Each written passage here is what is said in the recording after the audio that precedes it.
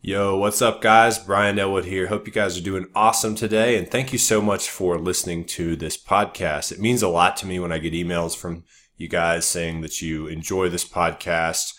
I'm completely blown away by it, to be honest, because I've only been doing it for about a year, and I'm not like the world's greatest expert on real estate or anything. But I'm grateful that you guys listen to me, and I actually published an episode a few back about this podcast and the numbers behind it, what it cost me and what it's done for me. And if any of you are thinking about starting a podcast, go listen to that. I think it'll really just sort of make it real for some of you guys that are thinking about it, but you think it might be too difficult or expensive or no one will listen to you. You should hear my story because I'm not like super far down the podcast game, and it might be way more relatable than hearing about someone who's been doing this for 10 years and has, tens of thousands of downloads a week. The stuff still works, okay? It works amazingly well. It's amazingly cheap. Go listen to that episode. Guys, another thing I wanted to plug real quick is I have written a market report, the best rental property markets that I think you should invest in for the next couple of years. My top 10 markets for cash flow, for strong economies, jobs, all those kinds of things. And I'm giving it away in exchange for you reviewing this podcast. If you can simply take 5 minutes or less, just go down on your podcasts app if you got an iPhone or whatever. Leave me a review. Tell me what you think about this podcast. If you just screenshot that and send it to me through the ether on Facebook, you can send it to our virtual real estate investing page or our passive income for wholesalers Facebook group. Try to send it to me personally. You got to add me as a friend. I will send you that market report for free. All right. And normally this is something that I do not give away for free. So leave me a review, screenshot it, and you guys can get the free market report. Cool. All right, guys. On this episode, I want to tell you my story. I want to tell you how I first got into real estate investing, what happened, what caused me to get excited about it, what did I do first, what worked, what didn't. And I've told this story in some form or other before, but it really never hurts to hear it again from a different angle, from a different perspective, because I really believe that this story holds the key to what you want as a real estate investor, which is passive income, which is actual freedom, right? Like you want to wake up and not have to go to work and not have to worry about your bills and not have to check your bank account every day and be relaxed and be able to go around town and have fun and be loose and, live your life kind of more spontaneous, right? Go on vacations, do things you're passionate about, and, just loosen this grip that money has around all of us. It sucks, right? So that's the purpose of me telling you this story, because I really believe that's going to help you understand what you need to do. So I graduated from University of Tennessee around 2005 or 2006 or something like that. I got a degree in English, which I don't really recommend. Like, it doesn't work that well. I don't think many degrees work super well nowadays unless it's very specific and focused, right? But I went and got a job in good old corporate America. I was working health insurance claims, and I was sitting in my cube all day, and I was completely miserable. I tried all this stuff to like mentally escape the job, like watching season after season of shows on my phone on Netflix. I went to my minivan and sat in the back seat and played guitar and sang songs. I've always been kind of a semi-songwriter, wannabe songwriter. And I would go to the bathroom and put paper towels on the floor and do yoga on the floor, like where you could put my hands down. It was a single person bathroom. Okay, I'm not that crazy. But yeah, I was doing all this kind of stuff just to mentally escape the fact that I was doing something I hated, with my life for most of my waking hours every single day. Now, obviously, you can imagine that did not work out. I became depressed. My girlfriend at the time, who's now my wife, she told me, like, Brian, you can do better than this, and you don't have to settle for this. And, I've noticed that you're less happy lately. And that was kind of the final straw. And I was like, all right, I got to think of something new. I love this girl. I want to be a better person for her. I'm going to quit this job that, everyone says I should keep and work my way up the company ladder and all that stuff. And I'm just going to go out into the abyss and flail around for a while and try to figure something out. And so I went and I had like a little bit of savings because I had bought my first personal home, luckily, when I had this job right before I quit. And there was like a tax refund thing where you could get 10% of what the house cost up to $80,000 back on your tax return. Well, ironically, I paid $82,000 or something like that for the house. So I got back $8,000. Like I literally spent the perfect amount. And so that was the most money I'd ever had at one time in my life, was $8,000 in my bank account. I thought I was balling. And so I chilled. I sat on the couch for 5 months, just learning like crazy, listening to podcasts, reading books, trying to figure out what I was going to do. And I also spent the money too fast, as most people do when they get more money than they've ever had. I was on Amazon buying organic bed sheets and crap like that for $120. I'm an idiot, right? But, the money ran out pretty fast. I made it last like 5 months tops.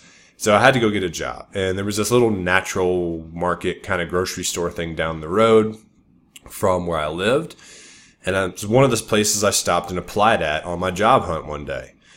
I obviously wasn't aiming for the stars anymore. I was looking for something to just pay the bills while I figured out something bigger, right? So I was going to places like grocery stores. And I got the job at the grocery store making like $8 or $9 an hour. It was one of the two, okay? And I was the produce guy, and I would go in the back and hydrate the heads of lettuce and kale, which I didn't even know that was a thing, but apparently you do that to keep them looking fresh, put them in water. And I would make the apples and all that look real cool and shiny, and the tomatoes. And it was actually a lot of work because it was just constantly bringing out produce and changing things out and carrying heavy boxes around. It kind of sucked. But at least I didn't have to deal with like working the cash register that much, which was my absolute nightmare. While I was at the grocery store, I went on Amazon and ordered a copy of Rich Dad, Poor Dad. And when it came, somehow I ordered this tiny copy. I didn't mean to do it, but it was so small that it would fit in the pocket of like my apron or my pants. And so it actually worked out kind of good. I brought it to work and I would read it when I was in the bathroom. I realized later that it was an abridged version and I had to go get the real version. And so I had both, and I would read the real one on lunch breaks and the little one in the bathroom. Either way, I read Rich Dad, Poor Dad, right? And I read the whole thing and I was like, oh my God, this is my ticket out. No one had ever talked about managing money the way that book had, where every time you get $1 in your hands, you find out how to make that dollar work for you instead of just spending it. And then when you have enough dollars working for you, they push cash back your way and you don't have to earn dollars up front anymore, right? You can get off the hamster wheel and your dollars that you have been earning are now like supporting you for the rest of your life. So I knew I wanted to do that. I was like, passive income is my ticket out. I'm going to make passive income, right? And real estate was the vehicle that I chose. Real estate was like the obvious passive income thing, right? Like what else makes you tons of passive income? I know that you can do it with stocks and other things, but I think it's kind of generally accepted that real estate works better and it's easier to wrap your head around and go out and buy a house versus learn how to like do crazy stuff with stocks, right? So went to my first RIA meeting. I partnered up with, I'm fast forwarding. I met a guy there who was also a beginner, and we both had the same goal, passive income. And after a few weeks of, kind of going to the meetings and seeing each other, we decided, why don't we just partner up?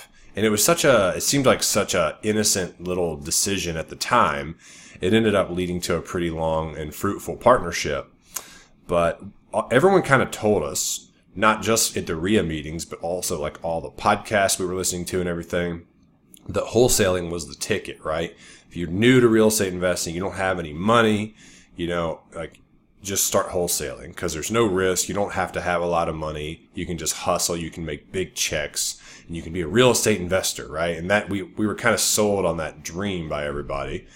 And so we decided to wholesale, even though our goal was passive income from rental properties. And we said, well, we'll wholesale first and then we'll get the money and then we'll use that to buy rentals. That'll be our longer term goal, right?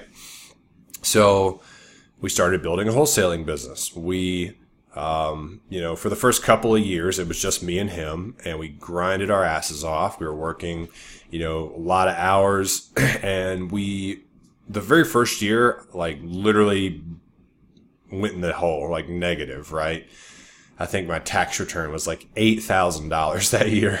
It didn't look super good. I remember I was like, trying to get bank financing years later, and they're like, so what happened this year? It's like I was homeless, living on the park bench. But anyway, the next year, we did much better, and I made more money than I had ever made before. But then we kind of like we hit a ceiling, right? After 2 or 3 years. And I think we were doing 300 or 400K in gross revenue a year with just me and him wholesaling. And we were maxed out, and we were working like all day. We were driving, going on appointments, analyzing leads, working on marketing, and we didn't have more time. Right. And so we hired a coach, and naturally the coach was like, well, you guys obviously have money coming in, but you don't have any more time. You have to hire people. You have to delegate some of the stuff to get leverage, and then you can grow again. And it turns out that coach was right. We hired an acquisition manager that blew our business up to over $1 million a year within literally 12 months of hiring the guy, because that was the biggest bottleneck, was the leads and the deals and all that kind of stuff. And so with the extra money, we started to build even more of a team, like someone to analyze leads, someone to take the phone calls, someone to do the marketing. We hired an office manager. We ended up at our biggest with 10 total team members. I think that might have been including me and him or not. I can't remember, but around 10 people. Okay. And we had this big machine that was somewhat automated. Like the main job that I was doing was being the CEO. And you might think that sounds like heaven, right? Like you reach the pinnacle, you reach the top of the mountain that everyone tries to reach with wholesaling. But the truth is, guys, is that I was unhappy. I was busy as hell. When I got up, my schedule was like, have a call with the office manager, have a call with the inside sales guy. Tomorrow you got to talk to the outside sales guy. You got to look at all their KPIs. Are they doing their quarterly projects? Like this, that. The whole week was filled with being a manager and managing my team, which was the correct thing to do. I mean, we had read it in all the books and everything. Like it is how you be an effective CEO. You can't just be like an absentee leader for your company, right? But I also had to craft the vision and, have foresight and like line up the dominoes for people to knock down, but then manage them knocking them down, right? And it sucked. Like I was basically tied to my desk the same way I had been in the cubicle, but it was better obviously because I was making more money and I didn't have a boss to report to. I was the boss. So, it's a little nicer when you're not taking shit from somebody, no one except yourself. But still, I wasn't happy with that and the way things were going. And I kind of, I didn't have a breakdown, but I was just like, man, I'm sick of this. I'm tired of this. Like, what do I need to do to get out of, this hole? And I sat one day at the coffee shop with like a pad of paper and a pen. And I was just like, taking some time to journal and think about, what I really wanted from my life. And I remembered back to years ago when I was sitting in the bathroom of that grocery store with the apron on, reading the little copy of Rich Dad, Poor Dad, reading about passive income and all this stuff. And I was like, where did we get away from that? That was what I wanted all along. And here I am, just focusing on growing this wholesaling business because I got so excited about it. And we joined mastermind groups with other wholesalers, and they were like, this is how to, make even more money or get leads for cheaper and build a effective sales team and all this stuff. And I just got like swept away by all that. And I totally lost focus on what I really wanted. And what I really wanted was just like to wake up and have checks be in my mailbox each month, enough to cover my bills, right? So I could do what I wanted with my life. I wasn't interested in like houses per se and, analyzing leads and all that kind of crap. To me, that's always been sort of a means to an end. It's kind of empty, right? It's not like some people are actually really passionate about real estate and they love to rehab houses and pick out all the finishes. And I watch the shows. I like to watch the transformation, but for me, it's not my passion, right? Real estate was always a means to an end. Get passive income, improve your lifestyle. So what I basically did was I changed my focus. I changed my intent. We started to look at our business through a completely different lens. When the deals would come in, we started to look at them and say, all right, screw wholesaling. And by the way, I'm skipping a part of the story. Like, we got tired of wholesaling. Our company even ended up on the local news one time for, looking like scam artists and stuff because someone had talked about all the deals we're doing where we're putting something under contract and flipping it. We kind of got, we took the blame for all the other wholesaling that was and still is going on in my market. And that really just burned me. I was just like, God, I don't like this business. And, we're being publicly shamed for it. This really sucks. We tried fix and flip after that. We tried to just switch our model to fix and flip. That didn't work. It did, but it was still the same problem of managing team, managing projects. It was more risky, more expensive, scarier because we were borrowing lots of hard money. And eventually we realized, like, if we don't focus on passive income right out of the gate, this will never happen. If that's our main goal, if that's the long-term goal, it needs to become the short-term goal. It needs to be the very first thing we try to do. And then I thought back to my buddy Matt Terrio, who a lot of you know from the education world, who always had said, when you get a lead, the very first thing you should try to do is hold it. Try to keep that deal. It's like, damn it. I wish I would have listened to him, 5 years ago or whatever.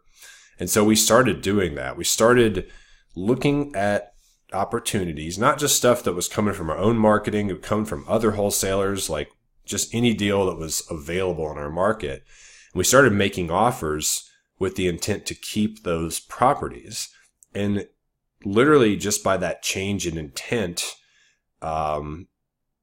we started to collect rentals. I remember the first one I ever bought, even though I had done a bunch of wholesale deals and all that, I was scared as hell to actually own something. There's something about how, permanent it feels. Like if you're going to buy something, like you really are scared that maybe the foundation's about to fall in or something. And I was scared as hell, even though this house only cost like $18,000 and it was in the ghetto. But we bought it and, fixed it up and rented it out. And then we were like, oh my gosh, when you buy a rental, the world doesn't explode. In fact, things get better. All of a sudden we had equity in it. We were making monthly cash flow and all this stuff. And so literally within about 3 years, me and my business partner acquired enough rentals to basically pay for our bare bones bills. Like if we never worked again, we could live. We might, be eating some beans and rice from time to time, right? But like we effectively retired if we wanted to, which that's never going to be a thing for me. I love working and doing this kind of stuff. But within a few years of just really focusing on acquiring rentals, and that was probably around, 25 rentals or so between the two of us that I'm talking about. So 12 each or so was basically enough to pay for our bills, make about $50K a year each in net income. Okay. And then, that was when I said, first of all, why in the hell didn't we do this from the start? It wasn't like that we needed the money from wholesaling to do this. In fact, a lot of them we bought without our own money, using private money, bank money, creative financing, things like that. And then secondly, why are we doing wholesaling anymore? Like, why don't we just focus on continuing to acquire rentals? And my business partner actually disagreed with me. He wanted to continue to wholesale. So that's when we decided to split ways a couple years ago from now. And we divided the rentals up, and I got half of them and he got the other half. And some of the employees kind of stayed with me because they knew I was going to start this education business, and some went with him. And in hindsight, I realized that, this story that I have where you read Rich Dad, Poor Dad, you want passive income, you get into real estate, everyone tells you to wholesale, you start wholesaling, is not just my story, but it is millions of other people's stories, probably. At least hundreds of thousands of you, probably millions of you, have the same story, all right? Where you're keeping passive income as your long-term goal. I'm here to tell you guys that that's backwards, okay? That's ass backwards. Like, it's just a story you're telling yourself that you can't do it now for whatever reason, right? And I understand you might not know how to really analyze the properties. You might not have picked a market yet, or if you can't find good contractors, or the biggest one is like you don't have the money. Those are all stories. Those are all solvable, okay? You can buy rentals without having your own money, okay? There's how many courses have come out? No money down, learn seller financing, private lending, 100% funding. Like, I'm buying rentals right now without any of my own money, okay? Still doing it just because I learned that skill. And yes, I took the long road, okay? I was avoiding it. It took me years to build up my confidence to come back and say, all right, now I can finally buy rentals because I'm pissed off enough and frustrated enough. That's literally like what it took. I didn't become like a super expert at analyzing deals to be rentals from doing a bunch of wholesale deals. I was flipping land and stuff and like tear downs. Like, I didn't know how to, I still to this day, I'm not an expert at like running repair costs. I rely on other people to do that. And I could have done that right out of the gate. Okay. So, this episode's running a little long. I'm going to wrap it up, but this story, guys, I hope it resonates with some of you. You really don't have to wait. You have to get over your BS and just believe that you can do this now and get out there and do it. Okay. Like, the people that I'm coaching now, whether it's in our group or one-on-one, they're buying rentals within, like, some of them within, the first few months of just being brand new. They've never been a wholesaler. They've never been a flipper. They're not even doing marketing or hiring sales guides or anything like that. They're just following my process of buying and getting rental properties right out of the gate. I wonder if I could have done that, right? How many rentals would I have if I had been doing that for the last 8 years only, right? Versus putting so much of way more of my energy in my whole career has gone to wholesaling and flipping versus buy and hold. It's flipped now, right? But that's where my energy always went towards. And I regret that, okay? So I'm telling my story, hoping that it resonates with you, hoping that you don't make the same mistake as me. Don't make passive income your long-term goal, guys. That's just a myth. You can make it your short-term goal. You can make it your only goal right out of the gate. Yes, something like wholesaling or flipping will immediately replace your income quicker. Like, if you were like, I have to quit my job in the next 6 months or I'm going to kill myself, you probably should wholesale or do something else. You know what I mean? Quit your job anyways. Go work at an ice cream truck. It's not worth being miserable. I promise you that. And there is a way out that you'll enjoy. But, you can right out of the gate start focusing on buy and hold. It's a little slower at first. Every house you buy will make you $200 or $300 a month, right? Once you have it all set up right. But that snowballs, and that's the way to long-term wealth. One thing that kind of pisses me off is this, term real estate investing, right? Real estate investor. people talk about all types of real estate investing and their, all types of strategies, and they call it a part of real estate investing. I don't believe that. I don't believe that wholesaling is investing in real estate. You're investing in marketing, right? And you're getting properties under contract, so you have equitable interest in a contract, a position, and you're selling a position. It's not the same. Like, what is investing? Like, if you invested in a business, you actually buy the business, right? You buy it and you hold it. If you invest in stocks, what do? You buy the stock and you hold it for a while. Real estate's the same way. To be a real real estate investor that has the potential to make lots of money, you have to purchase the house, okay, and hold it. Short-term fix and flips, that's arguable as to whether or not you could call it investing, because you're buying it, you're adding value, and you're flipping it. But to me, the idea of being an investor, it's what Robert Kiyosaki says, is a very passive endeavor, right? Investors don't just have to build, if you're a fix and flipper or a wholesaler, you have to build this huge team to manage them every day. That's not passive, right? So real estate investors, they buy property and they hold property, and that's the way that they become wealthy, because things work in their favor, the way the tax laws are written, and because of appreciation and inflation and all this other stuff, rents going up. So guys, the takeaway here is that if you want to be a real investor, you got to learn to buy and hold. Don't be a real estate trader. Be a real estate investor. Okay. If you guys want to work with me, I am doing let's see when this will go out. This should go out on the 24th of January.